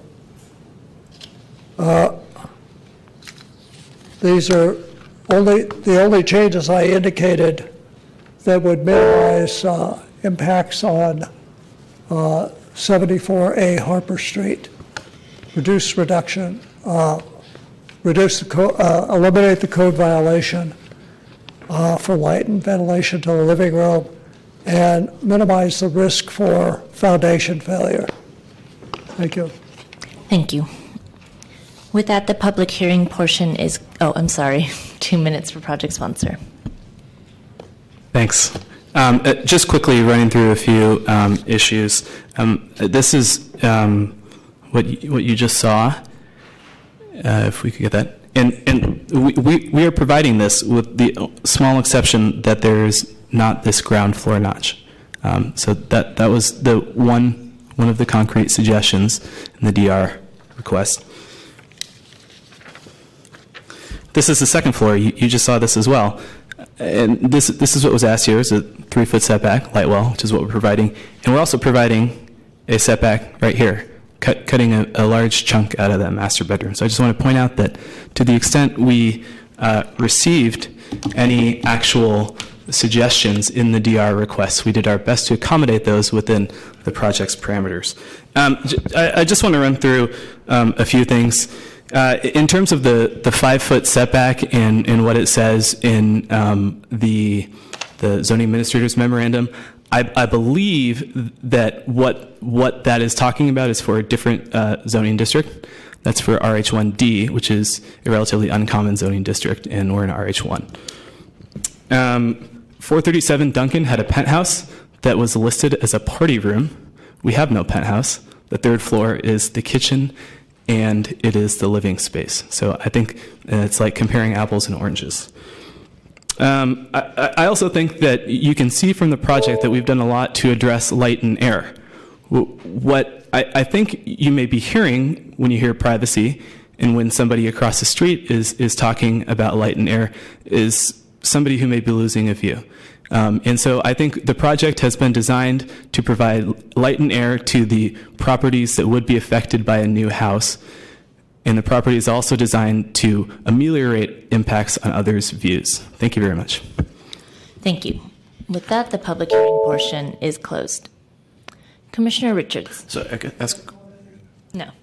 A procedural question. We have 2 building permits in front of us, a demolition permit and a project permit, or 1 permit? Staff, please. There are 2 building permits. There's a demolition permit and Okay. and a replacement structure. Great. Okay, so I want to talk about the building permit first. I'll be really honest with you. We have a 2015 appraisal by the DR requester against the 2014 standard, which actually is worse. We have an inflated market where we have an appraisal that's actually under the 1.5 million, which is kind of old news. So on the demolition permit, my thought is the appraisal that you have for 2014, we sat here last week and we did a project approval for the waterfront for 75 Howard Street. Luxury apartments on the waterfront, condos, $2,000 per square foot. Your appraisals come in at $2,000 per square foot. I don't think it's credible. So I absolutely can't support demolishing this house. I think that it doesn't meet the criteria, and I tell you, when I sit here and see this, I'm going to go to the Board of Supervisors tomorrow, and I'm going to ask to try to change Section 317, because I actually think you're gaming the system, to be honest with you. So I'm going to make a motion to deny the demolition permit. Second. Commissioner Antonini. Well, I disagree. I've looked at both these appraisals, and the appraisal that was done last year was done by a certified public appraiser on behalf of First Republic Bank. And I know for a fact banks tend to be conservative in their appraisals because it's on what they're going to lend their money based upon this appraisal. And I had one done on my house recently, and it was very conservative because my son had bought a house down the street, and I know what it sold for, and the value on my place was much more conservative than it's really worth. So I think it's way at 1.705 in last year, and everybody's acknowledged that the prices of things have risen since then. Even if the lower barrier is raised somewhat, this is going to be far above the barrier at which it should be considered, and that's what staff's position has been, and that's my position. So, of course, I'm voting against this measure to not allow the demolition. Also, it's a wide lot. It's been spoken that it's 40 feet wide, and part of what you're paying for here is the size of the lot, because you can build a house of this size with some modifications, which I'll agree to, but you can make it an appropriate house and a big enough house for a family with 4 bedrooms on the upper floor, which makes sense. We've got a master, and you've got bedrooms for the 3 children, and you've got the appropriate bathrooms and things. Then that's on the middle floor, and then you've got the living room and dining room and the other spaces on that upper floor, and down below you've got a garage. I think the square footage is sometimes a little bit overstated, because I agree with 4,500, it may even be less than that, because in the old days when you talked about square footage, you don't count bathrooms, you don't count hallways, you don't count downstairs rooms, you of course don't count the garages. So what people are representing as square footage on the older homes, which is what I'm used to, are lower figures than what is the case being brought up on this one. And that's in terms of just the demolition situation, which I will go with the appraisal that was submitted and accepted by First Republic Bank. Second of all, they've done a lot of things, as they pointed out. The stairs are gone. The southeast corner is gone. They have now are, according to what I've been told, 16.3 feet from the cottage. So that's a pretty good separation. I don't see any reason for that to be any more. They have a 3-foot separation from the backyard of Mr. Harrington's house, which is a large backyard. I visited the site and seen it, but my house is 3 feet from the property line, and the house next to us is 3 feet from the property line. Even in RH1 detached neighborhood where I live, the setbacks are 3 feet from the line on each house. So that is probably more than adequate. However, I would propose a couple of things to help meet the concerns of the neighborhood to try to work constructively. I think there's plenty of room to drop 2 to 3 feet as you excavate for this house. The present height, from what I've been told, is 36 feet 10 inches in height. What is it? What do you give me the height, sir, if you would, please? Give me the height above grade. Sorry, it's 34. 34 now. Yes. Okay, so if we knock off 2 to 3 feet, we can come down to be 31 or 32, which is almost exactly to the place where some of the DR requesters had asked for. Not that they necessarily need it. The light and air with the changes you've made and the views and the separation from the properties is adequate, but I think this would make the house appear to follow the slope completely, even more so, and I think it can be easily done. The other thing I would suggest, if you look at your plans on Plan A.21 and A.22 and A.3, these are the 3 floors. You've got this thing on the bottom floor, which is an office space, which, you know, could probably be incorporated into the large recreation room or could be made a little smaller. I'd suggest taking 2 feet off of the south aspect of that and 2 feet off of the, I guess it would be the east aspect where the small pop-out still remains. Accordingly, what will happen above that, where you now have a terrace, you'll have a terrace that is a little smaller.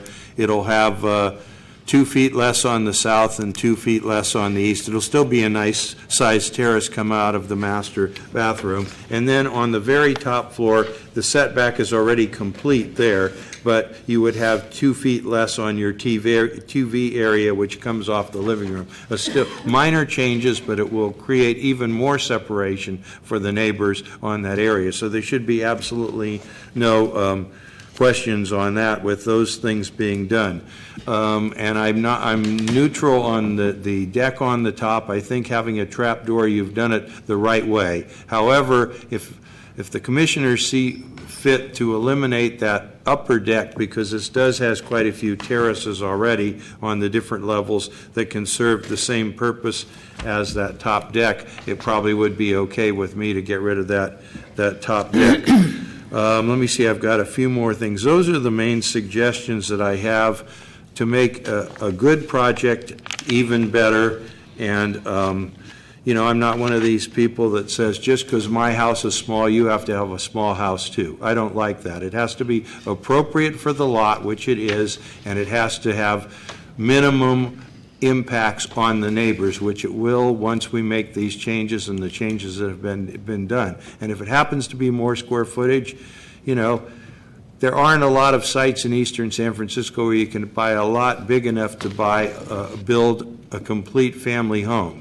And so if there is one in Noe Valley, then it should be built to the extent that it can support the house that's being proposed. So I'm in favor of the project. I'm opposed to, I'm in favor of the demolition, and we'll see what the other commissioners have to say. Commissioner Moore. The problem with this particular building is not necessarily its oversized size, but its unadorned sameness. It's a completely unspectacular building, and what bothers me is that it does not show any neighborliness whatsoever. It is basically raw speculation. This building reminds me very much of the State Street Ord Court discussion, where there was a building after which then neighbors came out and asked the supervisor to establish interim controls which help with buildings that at a minimum would show a sense of neighborliness to what is there. And that is what I object to. What personally is difficult for me is that a lawyer speaks for an architect, that he speaks about changes which are completely unknown to me. I haven't seen them illustrated like before and after, but you're making some bullet points. In architecture, we speak in drawings and not in bullet points, and I've said that to you once before. And I object that that is the level of discussion you're bringing into this chamber, because what we are deciding is a physical discussion. That has drawings, that has befores and afters. Oh yeah, we took that notch out, it's not in the drawing. What I will approve is something which I can see, which I see measurements on, where I see sections and a three-dimensional depiction of a submittal that is indeed the changes you have made and discussed with the neighbors. And from what I hear here today, I do not see any resemblance that the changes you're proposing, not even represented by your architect, are indeed the ones which everybody is aware of, or which are presented to me. The drawing changes which I see were made on the 10th of February. We are in September. So are those the changes in the drawings, or is there later drawings which I have never seen? You don't have to answer that. I'm just telling you my frustration. I am prepared to see a building here, so are the neighbors, but what is here in front of me today just doesn't meet muster. I think you can do a building which is a little bit more sensitive in scale, bulk, and fit. That is a building that patterns itself within an envelope that is more germane to the situation in which it's designed. This could be designed anywhere. And I cannot support it as it is. I support development, I support change, but you would probably have to go back to the drawing board and come with something that fits better. What I'm also having a hard time with, if we are all struggling to densify the city, then that is not only done by making a super large building without adding even a small in-law or studio apartment somewhere in the building.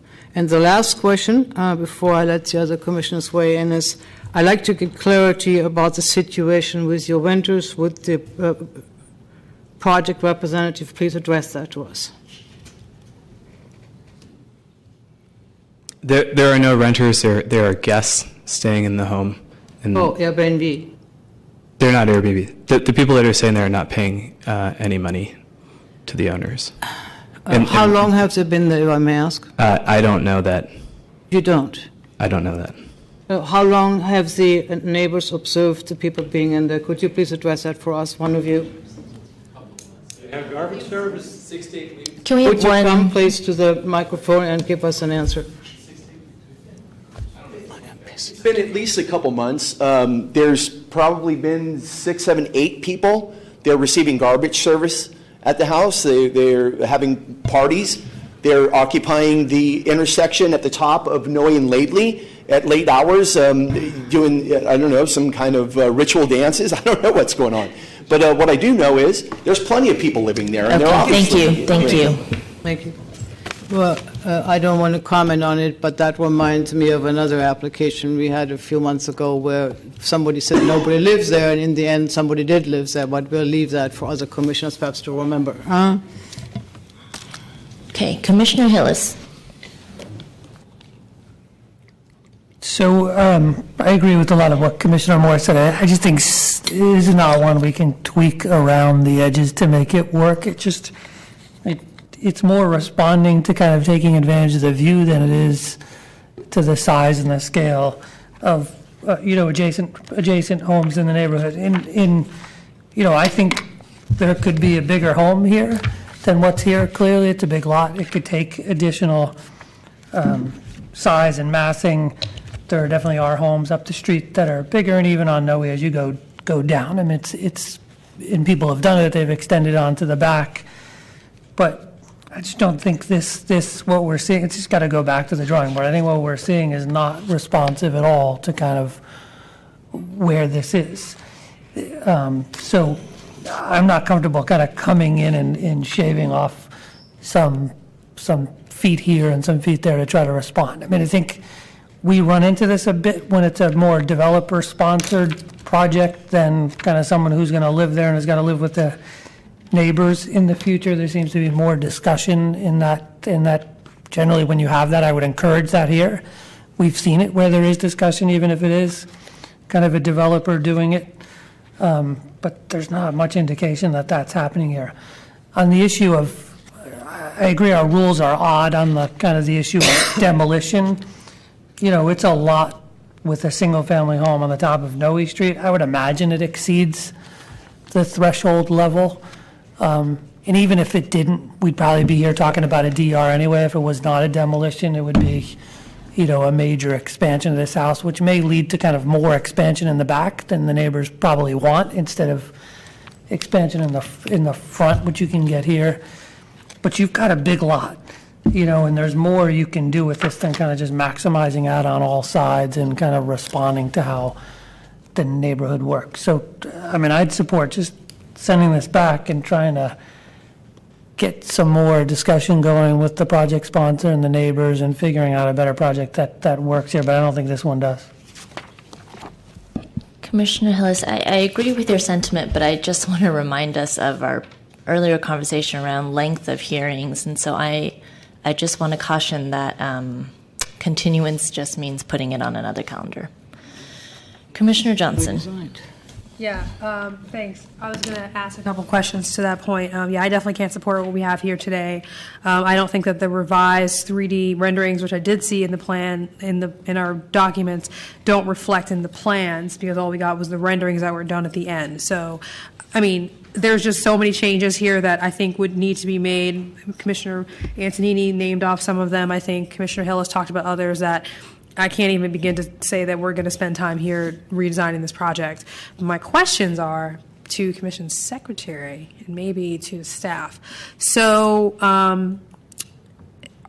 I forget what happens with indefinite continuance. Are we not allowed to do that? Do we always have to pick a date, or?